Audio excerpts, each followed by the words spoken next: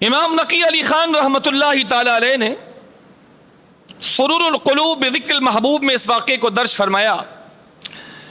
کہ نبی کریم علیہ الصلوۃ والسلام کے وصال مبارک کو 3 دن ہوئے تھے،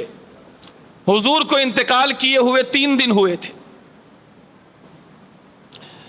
ایک گاؤں کے رہنے والے صاحب، مسلمان صحابی وہ گاؤں رہتے تھے، وہ مدینے آئے تو جیسے آج ماشاءاللہ حضور نبی پاک علیہ الصلوۃ والسلام کا روضہ مبارک ہے، جالی مبارک ہے، سب کچھ ہے، تو اس زمانے میں تو ایسا نہیں تھا، اس زمانے میں ایسا نہیں تھا، یعنی صحابہ کے زمانے میں روضہ مبارک ایسا نہیں تھا جیسا آج بنا ہوا ہے، جالی مبارک ہے، سنہری جالی ہے، یہ صحابہ کے زمانے میں، آپ بات سمجھ رہے ہیں؟ صحابہ کے زمانے میں یہ چیز، اور ابھی تو جائز ہے ناجائز ہے؟ جائز۔ تو اس زمانے میں یہ چیز نہیں تھی، اور ہم بھی مانتے ہیں نہیں تھی، 10 بار بولیں گے نہیں تھی، اور اب ہے۔ تو قبر مبارک ایسی کھلی ہوئی تھی، وہ صحابی آئے اور آنے کے بعد حضور کے مبارک روضے پر قبر مبارک بنی ہوئی تھی، مٹی شریف، وہ آئے اور آنے کے بعد اپنے آپ کو حضور کے قدموں پہ گرا دیا، حضور کے قدم مبارک یعنی قبر مبارک کے پائنتی شریف پر آ کر اپنے آپ کو گرا دیا، اور گرانے کے بعد نبی کریم علیہ الصلوۃ والسلام کی قبر مبارک کی مٹی لی اور اپنے سر پہ ڈالی اور اپنے چہرے پر، اور اس کے بعد کہنے لگے یا رسول اللہ صلی اللہ علیہ وسلم،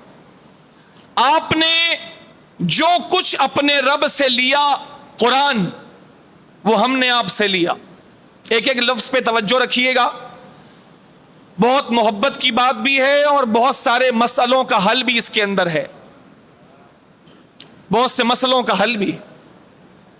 کہ حضور کے روضے کے پاس جانا چاہیے نہیں جانا چاہیے، حضور آپ سنتے ہیں نہیں سنتے، حضور مدد کرتے ہیں نہیں کرتے، اسی ایک روایت کے اندر بہت ساری باتوں کا حل ہے۔ مٹی اٹھائی، اپنے سر پہ ڈالی اور کہنے لگے یا رسول اللہ صلی اللہ علیہ وسلم، آپ نے جو کچھ اپنے رب سے لیا ہم نے آپ سے لیا، آپ نے رب سے قرآن لیا ہم نے آپ سے لیا، اور جو قرآن آپ نے رب سے لے کے ہم کو دیا ہے، اس قرآن میں رب نے جو فرمایا ہے وہ یہ ہے کہ وَلَوْ أَنَّهُمْ إِذْ ظَلَمُوا أَنفُسَهُمْ جَاءُوكَ، ایسا کیوں نہ ہوا کہ جب ان لوگوں نے اپنی جانوں پر ظلم کیا تو کیوں اے محبوب تمہارے بارگاہ میں نہ آئے؟ اے حبیب، اگر یہ لوگ ظلم کرنے کے بعد اپنی جانوں پر اگر تمہاری بارگاہ میں آئیں اور اس وقت آنے کے بعد اللہ تعالیٰ سے معافی مانگے، اور اے میرے محبوب ان کے معافی مانگنے کے ساتھ ساتھ اگر تو بھی ان کے لیے ہماری بارگاہ میں سفارش کر دے، تو بھی سفارش کر دے، تو ضرور یہ لوگ اپنے رب کو بہت توبہ قبول کرنے والا اور رحم کرنے والا پائیں گے۔ اے رسول خدا، یہ ہم نے قرآن میں آپ سے لیا اور میں آپ کی بارگاہ میں حاضر ہوں، میں نے اپنی جان پر ظلم کیا ہے، آپ اللہ سے سفارش کر دیں کہ اللہ میری بخشش فرما دے، آپ سفارش کر دیں۔ وہ صحابی روتے رہے، آنسو بہاتے رہے، یہاں تک کہ وہاں سے اٹھے روتے روتے اور کچھ دور گئے، مولا علی وہاں پر موجود ہیں، حضرت علی شیر خدا، تفسیر قرطبی میں بھی امام قرطبی نے اس کو لکھا،